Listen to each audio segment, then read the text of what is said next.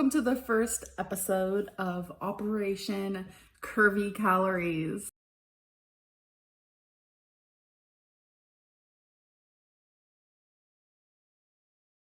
AKA Ambabies, AKA my subscribers, AKA my viewers that I love. Okay, so this video though,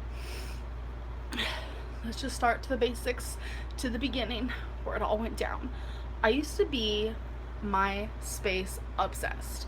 Y'all know we went through a phase where MySpace was the jam. I mean, the minute my friend showed me it, I was like, okay girl. I was like either 7th or 8th grade, can't remember.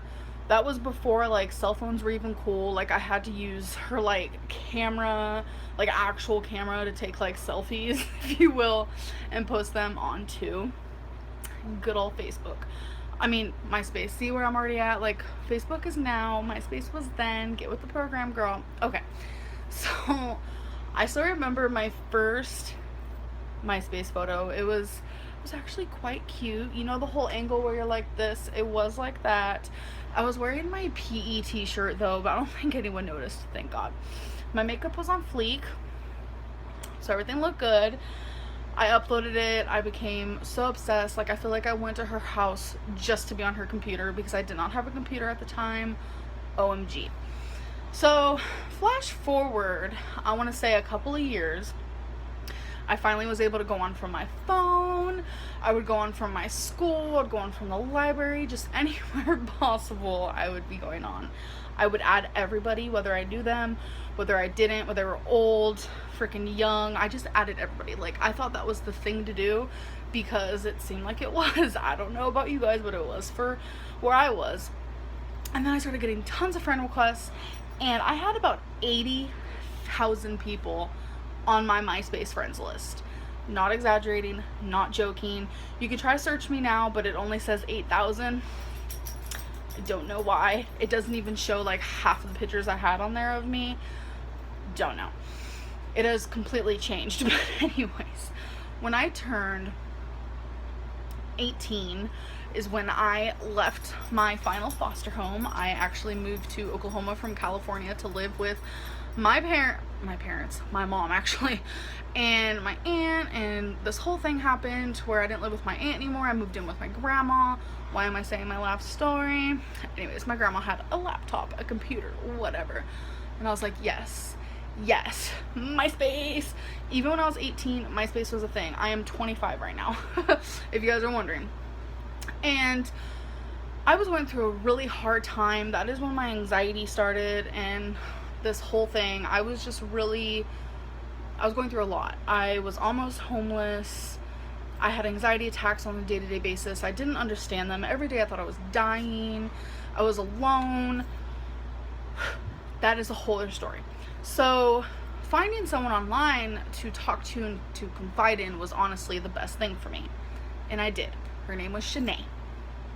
She was straight. Don't worry, there was no love affair. But she was beautiful. I don't know if she added me or I added her. I have no idea. But she was like that girl that everyone wanted to be. She had the home. She had the boyfriend. She had the look. She had the personality. Honestly, looking at her, you're like shocked that she was such a sweet person. And her name was Shanae Kingston, actually.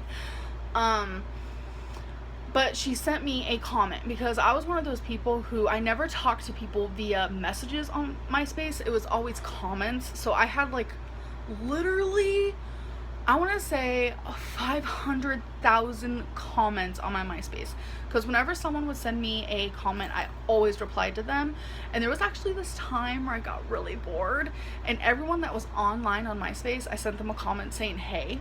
So eventually I was talking to literally like 300 people at once via comments. I was obsessed. You guys can like make fun of me about it. I don't care. It was a thing in the past. And Shanae happened to be one of the ones. So when she sent me hey, I replied to her. She was also a commenter who really loved comments on her page. So we started talking, blah, blah, and then eventually we exchanged cell phone numbers so we could text each other. And literally she was so awesome. Like, she was the sweetest thing in the world.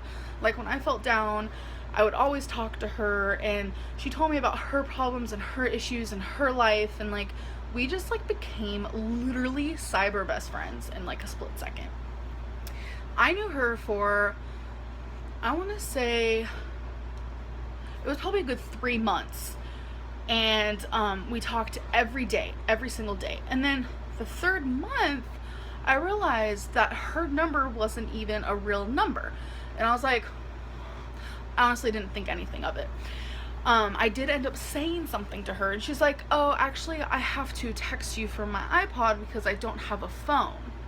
And I thought that was really weird, because some of the things that she exchanged to me was like, her dad was super rich, and she had like this beautiful huge house, like I'm talking like spiral staircase, like mansion, hashtag like chandelier hanging like in the doorway. Like that is what her house was. And she explained to me before too, like she had like an awesome car. She was like, I was 18 and she was 16, 17, I think. And she had like an awesome car. She said that she didn't have a job because her dad said that she didn't have to have a job, and like her allowance was, she said, was like $3,000 a month. I was like, girl, let's meet. Like, how you doing? Like, get on a plane, let's become friends, shopping spree. And no, totally joking, but I was like, wow, that's cool. You know, honestly, at the time I was oblivious. I was just really happy to have this person because she helped me through so much. And then about, I want to say, a year into our friendship, she was getting married. I was so excited, and her fiance actually sent me a message, and we started talking. His name was Nick. I don't remember his last name. And we were talking, and he was like, oh my god, I wish all three of us could hang out. That'd be so awesome. And like, it seemed so like, wow, I have like friends and people there for me who really want to be there for me. And like, Nick became one of my best friends too, and it was just like really awesome. And then she posted pictures of her wedding when it happened, and she was like, I really wish you could have been like my bridesmaid, you could have been my maid of honor, I just really wish you were at my wedding, and just everything. And Nick totally agreed. And like, it really is amazing when you meet people, whether it be in person or online, who really care about you. That is one of the best feelings in the world. And then she's like, this was like a year and a half in, she goes, so I want you to add my best friend Taylor. And I was like, best friend, girl? I remember this distinctively, so it's kind of funny. I was like, I thought I was your best friend. Like, I was totally only joking. She's like, you're my online best friend, this is my in-person best friend. I'm like, oh, okay. So I added her, and we talked, and we became friends, and she was freaking awesome, just like Nick and Shanae was. I was like, this is cool, I'm part of the group. Like, I don't know, I was just so alone that I was like so like sucked into this that I was like, yes, I'm happy. Every day I smiled because of this. And so I saw pictures with all three of them together. I saw pictures with just Taylor and Nick, or Shanae and Nick, or Shanae and Taylor. Like, I saw all kinds of pictures. Like, nowhere did it look fake. I never got any feelings of it or anything. So our friendship went on for almost 2.5 years. And then all of a sudden, I think it was like 3 days went by, and I was like, I haven't heard from Shanae at all. And then it was a week, and then it was a month, and then it was 2 months. And I was like, why haven't I heard from Nick? Why haven't I heard from Taylor? Why haven't I heard from these people? Like, where are they? So I started like messaging them via text message, and nobody replied to me, and it was really weird. So then I went on to Facebook, because I forgot to say this part. After about 2.5 years, our friendship became also on Facebook. We met on MySpace, but it became Facebook. So I tried to search them on Facebook, and I was like, I just like popped in my head, like, I haven't seen any statuses from any of them, like, or anything. Like, I didn't really go on Facebook at the beginning. I didn't like it. I actually only got a Facebook for Shanae, which is really funny, because she stopped going on MySpace, and she's like, actually, I'm more of a Facebook girl. So I was like, fine, I'll just get it for you. Like, I really did not like it in the slightest. And all of a sudden, like, none of them even had me on their Facebook, and I was like, oh my god, what did I do? I went into like this little depression. Like, they were all gone. Like they dropped off the face of the earth. I had no idea what happened and stuff. And so after I went through my mourning stages of they were just gone, they didn't like me anymore, I figured they blocked me, I didn't know what I did, and I was already really like depressed, as I told you, like before I met Shanae, and just while I was friends with them, like it just made me feel better. So when they did that, it kind of put me back to square one. Like I felt lonely again and depressed. Like I had nobody. I had no friends to talk to or nothing. And I want to say around 8 months after they completely dropped off the face of the earth, I get a random message from a random person. I didn't even know who this person was, and I still don't even remember their name at all. And I know it was a girl. God, I wish I remembered her name, but I just don't remember. And she goes, "Do you remember Shanae?" And I'm like, well, obviously I remember Shanae. Like, she was bae. She was like my best friend. And she goes, "You know she was fake, right?"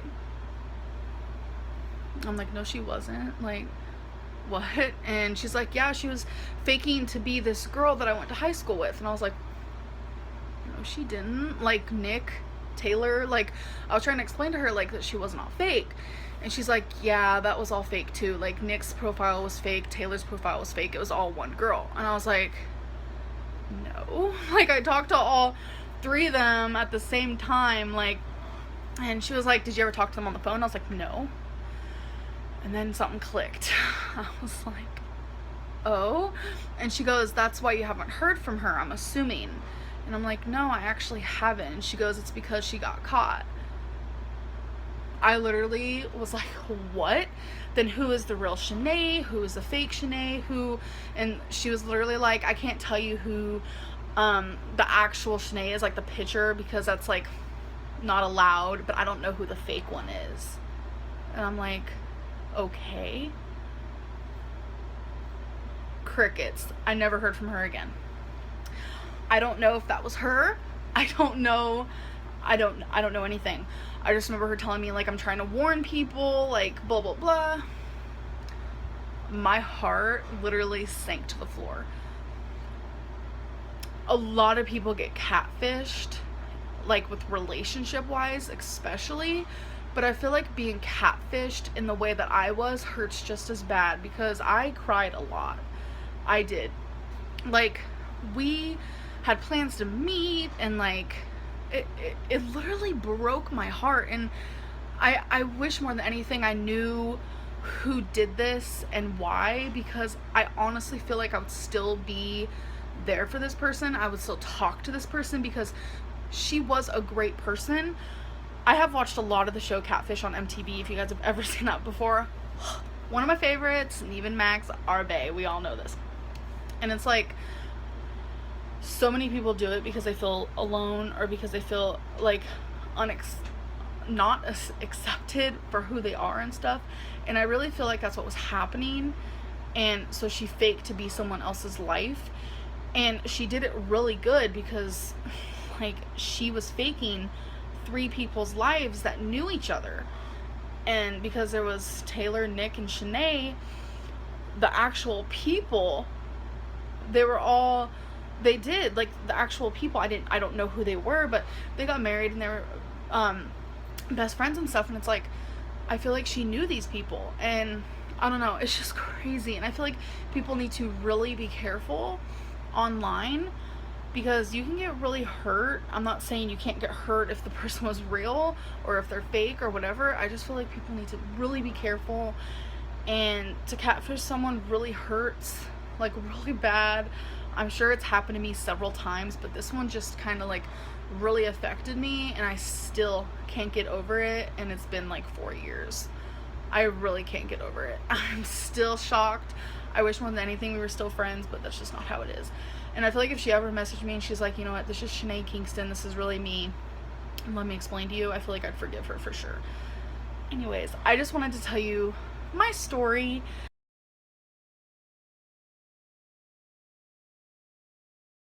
Hey guys, so I've been really into this whole story time bit, so I have a story for you guys. That is just a story to you guys, but it was reality for me, and let me tell you, it was freaking scary. So let's just get on to this bit. Okay. Sorry for the lighting in here. Horrible lighting, but okay. Where do I even begin? Okay, at the time I was in a foster home. I was 16, okay? And back then, I was obsessed with MTV. Like, that is what I did. I would go to school, I'd come home and watch MTV. Like, hashtag lame life, okay? And that was when The Hills, the reality show, was like a hit, and I was obsessed. OMG, you don't even know. Okay, so I was sitting there watching the new episode of The Hills, and I paused it on the little DVR. It was actually a TiVo. We were using TiVo. And I was like, you know what? I want some ice cream. So I went and got some ice cream, and that was like when my binge eating and like hardcore overeating was in like full force, and where it just, that's a whole other story all in itself. And the bowl of ice cream that I got was quite big. I took a lot, let me just say that. So I was sitting there eating it. It was vanilla ice cream, if you want to know. And I was watching The Hills. I was enjoying my time. And my foster parents were not home. But my brother was home, my foster sister, and my brother's girlfriend, which was my foster sister's best friend. So they were all hanging out in the kitchen. I was kind of just like chilling by myself. That happened quite frequently, might I say. So I was just, watching The Hills, and I finished my ice cream, and I want to say like 10 minutes later, I started getting like the horrible shivers. Like, I was freezing, and I was shaking, like, hardcore. Like, my jaw was like, and I was like, so I went in my bedroom, and I got my blanket, which was a fluffy pink blanket, so it definitely warmed me up when I needed it to. And that wasn't working. And I was like, okay. So I put on 2 pairs of pants. That was like where my first go-to went. And my first also thought was, okay, I ate too much ice cream. Like, instead of just getting like a brain freeze, I'm getting a body freeze. So I was like, whatever. So I put on 2 pairs of pants, and I was covering up with the living room blanket and my pink blanket. And that still wasn't working. So I started just feeling kind of like not right. That is really the definition of how I was feeling. I just wasn't feeling okay. I didn't finish the episode of The Hills. I just went straight into my room, and at the time, my room was in the dining room. It was closed off from the kitchen. That was really the only place me and my brother could stay in that foster home at that time.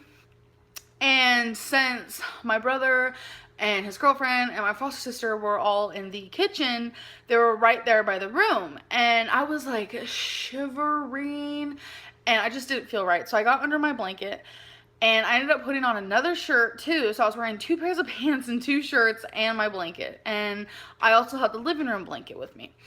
And they were in there laughing and just doing their thing. And for some reason, like, I was getting really annoyed with them, because I wasn't feeling okay, and I was like, can you guys shut up? Like, I started screaming at them, and like, they were just like, okay, like, what the hell? And so me and my brother were sharing a room at the time, and I took his blanket and started using his blanket, and nothing was working.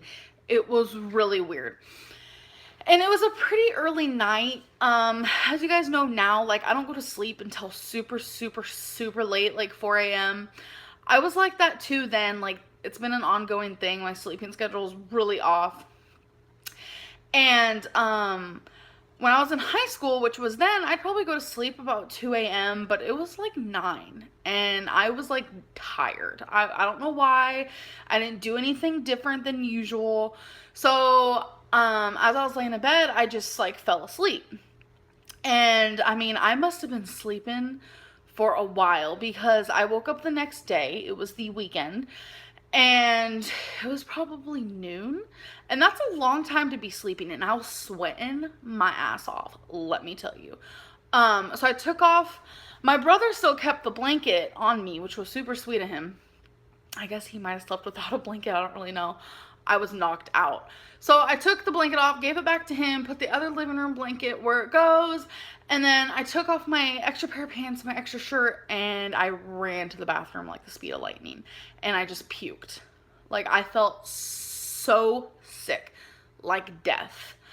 And I mean, I was puking probably every hour. I didn't want to eat or nothing. So that whole day was horrible. I was on and off shivering, on and off sweating, on and off shivering, on and off sweating. I was puking and I had diarrhea and I couldn't eat, so it became bile and it was disgusting and it was horrible. I felt like someone ran me over and I was like, what is happening?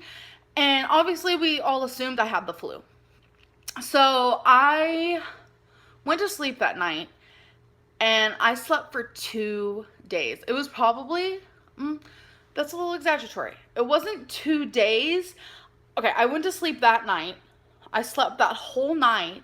Then I slept that whole day. And then I slept that whole night. And then I woke up that morning.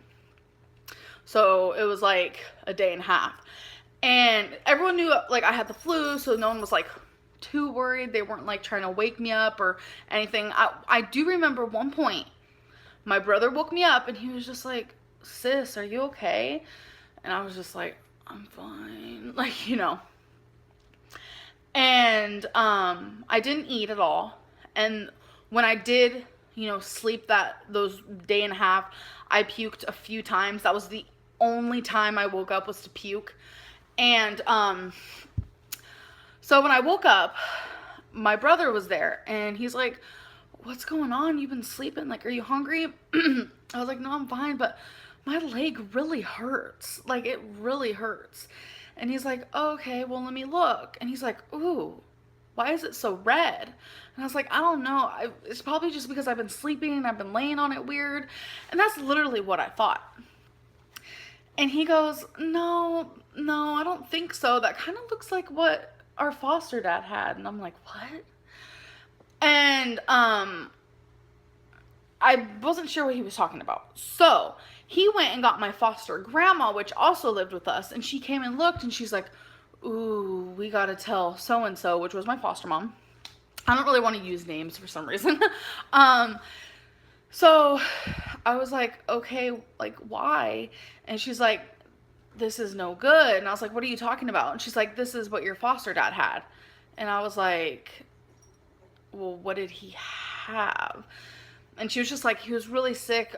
She didn't really tell me what it was. And I was just like, okay. And then I went back to sleep. And the next day, my foster mom was like, okay, we're going to go to the hospital. We need to get this figured out. And it was worse. My leg was swollen and it was like this hard, reddish, purplish, just like my whole calf. Like, oh, I can't explain it. And that whole night I didn't get up, right? So when I went to get up, the pain I felt, I have never in my life felt such pain. I couldn't walk. Like, it took every single ounce of me to walk. And I hadn't showered since I got sick. So I was like sickly stinky, just being honest. And my foster mom's like, okay, well, we need to go to the doctor and you need to take a shower first. I could barely take a shower. I had to do the whole whore bath bit, if you guys know what I'm saying. I was in so much pain. I could barely get in the car, could barely get out, blah, blah. So we went, they run tests, and they said, you have cellulitis. And I was like, what? And how they explained it to me then was it is a infection in the blood. And they're like, do you have any scabs on your feet? Do you have any cuts on your leg? Like, what could have caused this? And I explained to them the only thing that I can remember happening was I stubbed my toe, my big toe, really hard on wood, like the day before I got really sick. And they're like, bingo. And I was like, huh? Because I stubbed my toe, I'm like on my deathbed, like, what are you doing?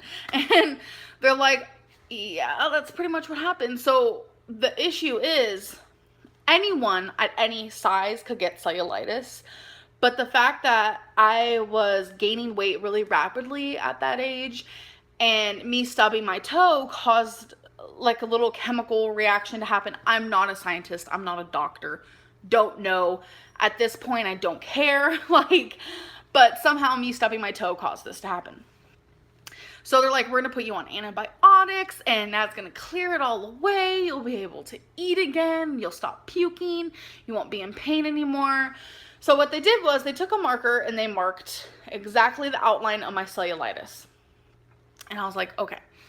So antibiotics, I normally don't take medicine, but I'm literally dying right now. Like, because the doctor said like people die from cellulitis frequently, all the time, because they don't get the help they need, their temperature goes too high, etc., etc., etc. So, got the outline, got the medicine, went home. I finally decided to try to eat. It was actually the next day. And I was, I've been drinking water. That's the only thing I was putting in my body. And the doctor told me that's not okay because especially with this antibiotic, I was going to need it because it was going to make me feel even worse because the antibiotic was going to make me feel nauseous. I was like, oh, great. I already feel nauseous. Like, cool. What are they trying to do to me? And so he's like, you need to eat. And since I was going to start taking that antibiotic that day, I woke up and nobody was home because my foster parents worked a lot and it was a school day, but I couldn't go to school. And it was my first day taking the antibiotic. And so I was just gonna make a cup of noodle because I was not hungry. Like, I was puking, I was in pain, I kept like blacking out. This is when I started getting freaked out, to be honest. My temperature was 103, which isn't, that's high, that's horrible, but it's not that crazy. So when I got the cup of noodle and I warmed it up in the microwave, and when I went to take it out, I completely blacked out. Like, I wouldn't say like I blacked out as in passed out, but it's like I almost forgot what I was doing. And the noodles and the broth went all over me. Boiling hot, might I say. Just came out of the microwave. And thankfully I didn't get burned or anything because I didn't have it in the microwave for too long. But that's when I knew. I was like, damn, like I ain't feeling good at all. So I just went in the refrigerator, I ate a piece of bologna, I didn't even care anymore, and I ended up puking it all up, but I was taking my antibiotics. So I had to miss about a week of school. After about 5 days, we went back to the doctor because the outline they made on my leg, my cellulitis wasn't getting smaller, it was getting bigger. I was feeling worse. I was eating less and less and less. Like, I wasn't eating at all, but like when I got the antibiotics, like I said, I was trying to eat a little bit, but then I like stopped. And the pain was getting worse. I was sleeping more. Like, everything was just getting worse. And I went to the doctor and they said these antibiotics are not working. And I was like, oh, okay. And they said, you need to go to the hospital. And for some reason, when they said that to me, I freaked out. I started hysterically crying, and I really don't know why. I think it's because the whole, like, people die from cellulitis, and I wasn't getting better, and, like, I hated myself, and I was like, why did I do this to myself? It wasn't even my fault. Like, everyone stubs their foot. Like, it happens. And the doctor said that my temperature was 105, and that he didn't know how I was even functioning. So I was rushed to the hospital, and they put an IV in me. Like, it was like a whole thing. And they said that the IV that I had, they were giving me a stronger, different type of antibiotic. So I was going to feel exceptionally nauseous, but they didn't even want me to eat. Like, they weren't even focused on that in any shape, way, or form. They just wanted me to get better. And so they said that they're going to give me that antibiotic through the IV just so I could have that in my system faster, because I guess through like your vein or whatever, like it gets in your blood faster. Obviously that like makes sense. And my foster mom sat with me the whole time. And after I was in the hospital for a bit, they finally released me to go home. And they're like, you can't go to school. You have to rest for at least 2 weeks. You have to get better. They prescribed me with a different antibiotic, and they said, um, just keep eating, keep trying to get fluids in. And instead of taking the antibiotic once a day, you need to take it 3 times a day. And I was like, oh my God. Because really, the antibiotic did make me feel worse. Really, really worse. And every day I slowly got better, and I started to eat more, and I started to drink more. I was sleeping accurately. I was still in a lot of pain. I couldn't go to school. I missed about a month and a half of school. Um, it was scary. It was one of the scariest things ever. And something that was actually funny about the whole thing, like, my leg was so swollen and so bad that when it was healing, my skin just peeled off, like in big goops. It was disgusting. It was horrible. And I feel like I had an accent there for a minute. I actually ended up getting cellulitis one other time after that, nowhere near as bad. And my doctor at the time knew exactly what antibiotic to put me on, and I was able to actually get better less than a week because I knew it was coming before it came. Really weird.